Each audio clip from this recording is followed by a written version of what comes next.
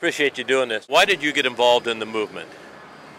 Well, it's a good question, but I do believe in the right to sleep, and I feel the rule of law is in jeopardy in the system of things, and I believe that if you're living in a tent, you're not hurting anybody. I believe strongly in liberty, but really it's an act of worship for me. Are you concerned at all about being arrested? Thanks, guys. Good question. I don't know the answer to that. Yes and no.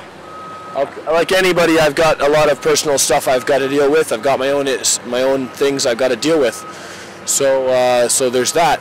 But no, it doesn't concern me too much. You know, in the Bible, but it also talks about obeying the authorities of the land. I remember that. Yes, Proverbs. Yeah. And so if that's, and I think it also, I think Jesus talked about it, you know, like render unto Caesar what is Caesar, you know. That's right too. And so how does that kind of work within the philosophy, spiritually, of kind of resistance to authority or not obeying authority? Like if they're saying clear out and you're saying no way, how does that work? That's a great question. I think it works differently for each person between his relationship and with him and her and their maker. But well, we are obliged to obey the authorities that God has set up.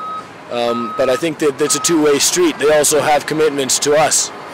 So if they don't live up to those commitments, I mean, the liberation theologians are pretty clear on that point, and there's a large school of thought that thinks that we're duty-bound to God to resist. But on the other hand, I don't think it's not number one priority on the list. So you personally, like, how old are you? I'm 36. 36. So what do you see for your future? Like, what would you like to do? What kind of world do you want to live in, and how do you see that coming together?